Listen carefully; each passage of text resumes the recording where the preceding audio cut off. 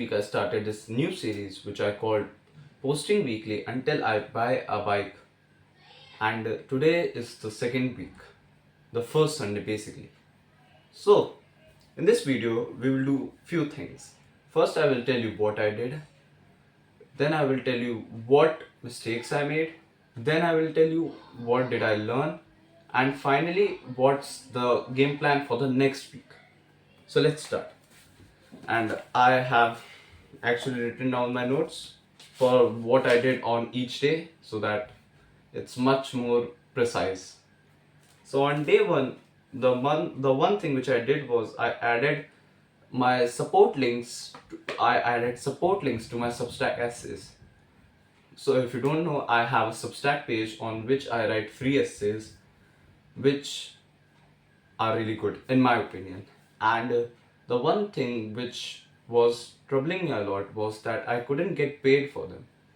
Now why is that? Because as an Indian, you don't get supported by Stripe, and thus you can't actually monetize on Substack. So that was my problem, and I couldn't find a solution. I actually researched this a lot. It happened with school as well, and now it was happening with Substack. So I was kind of demotivated, and one day I was just doing my thing on this day, and I found a good post. Someone said that he was monetizing using Buy Me a Coffee link, and I researched it, and it turned out that Buy Me a Coffee is also like the payment processor they use is also Stripe. I was again demotivated. But then I remembered from the time I used InstaMojo and PayPal to act as payment processors for my Indian viewers and for my global viewers. And I thought that at the end of my essay, I can write a small line that if you liked my essay, support the next one here. And I could add just two payment links. And I could, if not get the entire pay which someone would give me for an essay, I could just ask for a small tip. And even a dollar a day makes the pot full over the year. Very bad, very bad metaphor, but you get the point. And that's what I did. I added those links. So that was on day one. On day two, I applied to three jobs, three random jobs I could find on LinkedIn. These were basically AI assistant jobs, AI trainer jobs, not assistant, AI trainer jobs. We basically had to prompt AI and fine tune it, and apply it to three jobs in my memory, and I got rejected by all. I don't know why. Even though I have good writing skills, in my opinion, I can speak fluent English, and I know quite a few stuff about coding and writing. Still, I wasn't able to crack the job. Then on day three, I sent four emails for jobs about writing, and I also did one Reddit reply or a message to a person who was hiring. Now the person actually messaged me back saying that he had already hired someone for the job, so that was bad. And then these four emails which I did were from in my memory they were from Indeed, and I was trying to get some tutoring jobs or trying to get jobs which required a person to teach English, like home tutoring English jobs or normal tutoring jobs, or basically these AI trainer jobs, all these different jobs. And then on the fourth day, I had this idea that I should actually personally message all the like a lot of content creators online to write their scripts, and I did write to four of them, and no one replied as usual. Then on the fifth day, I on on the on the night of fourth day while I was eating my dinner, I had this fuck epiphany. Yeah, I had this epiphany that I'm writing a lot and I code a lot. So wouldn't it make sense to make a product that would help writers like me? And what the that's when Writer's Check was born. Now, I initially didn't have a great name for it, and Writer Check was the initial name because I just wanted to call it something to write in my diary, and I wrote it. And basically, its job was, or its product description was, a writing tutor on your web, kind of like Steve Jobs' ear iPods, 1,000 songs in your pocket.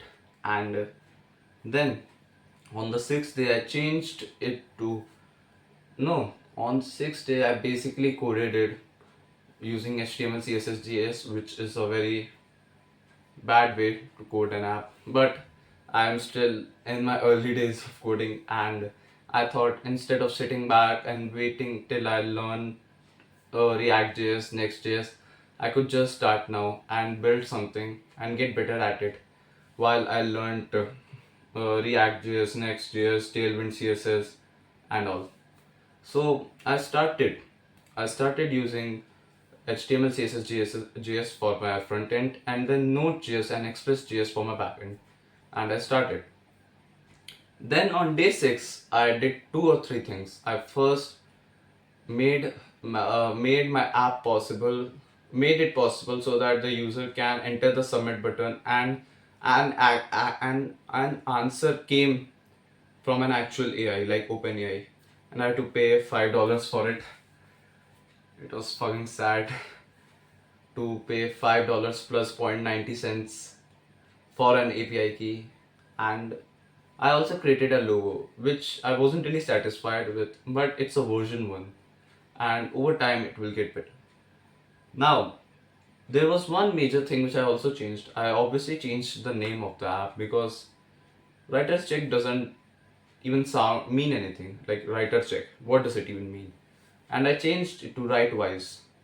I obviously chat GPT'd it because I'm not very creative. That's the thing. And I selected from a plethora of words. Writewise looked cool yet intuitive at the same time. Like there are three things which I always take as filter when doing something. First is, does it sound simple? Is it memorable? And is it intuitive? Like these are the two things which I always look for. Is it simple and is it intuitive? Then a third layer which I add is like, is it cool to me? Does it cool sound to me? Sound cool to me? And that's what I did. Then on day 7, like today, I first of all did my lead code contest. I got two questions right, and it was fun. Now I'm recording my video, and after that I will post the essay which I worked on in these 2 days as well. So these are all the things which I did in my first week. Now mind you that this was Holy Week in India, and I had a lot of free time, so I could dedicate a lot of time to it, to my passion, to my work, and that's it. Now, what were my biggest mistakes which I did? Scrolling Insta. This is the one and the biggest mistake which I made, and I have been making for the past 2 months. After eating my breakfast, I usually have this habit to scroll for 15 to 20 minutes on Insta, and it's just so bad for me because I like to keep my brain sharp while working. I like to be alert while working. And what scrolling does, it actually slows down my brain. And I don't like to perform at a suboptimal level. I like to perform at a great pace, at a pace where my brain can make quick decisions. But when you are that slow, when you are lethargic because of all the food you ate, plus you doom scrolled, it fucks you up a lot. So that was the first thing. Second was that I wasn't intentional with my time. I wasted a lot of time here and there, like quick 30 minutes, quick 45 minutes, quick 5 minutes, 10 minutes here, doing nothing, just joking with my brother, talking unnecessarily with my mother. Like these were the things which weren't required. I could have separated some time to be with them. Like that's great. You can have family time while chasing your goals. But while you are working, you don't want to get interrupted and do these 5-10 minute sessions. in between work, right? Because then you have to shift your gear from intense work mode to the funny giggly mode, and then you have to reshift yourself to the intense work mode, which doesn't make sense, right? There has to be a time and place for everything. You can't just eat, sleep, lift, uh, do nature's call, and bathe at the same place. There is a reason why there are separate rooms in your house for separate activities. There is a bathroom, there is a washroom, there is a kitchen, there is a drawing room, there is a living room, there is a bedroom. All these places have different applications, and that means that different moods and different times are needed to have different activities. You can't do everything at the same time. You can't multitask. That's a myth, right? Or some people can, but I personally can't. And it makes my brain hurt when I try to multitask. I like to do one particular thing at a time. So that those were the two things which were my weaknesses, which were the mistakes which I made. Now, the second thing which I want to talk about, that what did I learn? I learned how important it is to get better just 1% a day. Like just 1%. As long as I don't stop and I keep making those continual changes, those small 1% improvements every day, over time they stack up. Right.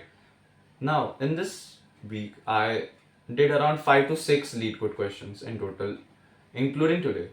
And I think to myself that instead of just doing lead code 3 times a week, which I did this week, just 3 times, I could have done 7 days and I wouldn't have broken the consistency which was happening in February. And it would have helped me a lot. Maybe instead of doing just 2 questions out of the four, I could have done 3 questions out of the four. And that's the thing. I really am starting to understand how compound interest works, how these small blocks they keep on stacking up, but you can't see them. You can't see the progress, but it is happening in the background. A great metaphor with which Alex Hormozy uses for this particular lesson is that imagine you are building a bridge, and every day, like, this is where you are and this is where you want to be, and every day you are lining up small logs of wood. But if you are here, this is the starting point and you are here, but you want to go here, you can't go there, right? You can't cross the bridge with just half of piles of the wood, half of the way. And you have to believe in yourself that okay, if I line up enough logs of wood, I will reach to the other end of the bridge. That's so much like how life is. Because I'm making this video, I'm publishing the essay, I'm improving the product which I want to ship, but I don't know that will this work. In the bridge metaphor, you can see that okay, this is how far I need to go and this is where I am. But in real world, you can't. The real world is much complex than than calculating the distance between 2 points, and that's why most often we are unable to measure the distance of how much effort it will take. We just have to guess, and we're not really great at guessing, right? I have guessed that I will be able to buy my bike by August, by my birthday. But who knows? Maybe I am wrong. And that's the beauty in solving real world complex problems. And this is what I learned, that in many cases you won't be able to accurately determine how much time it would take you. And so the next best thing which you can do is just get 1% better every day.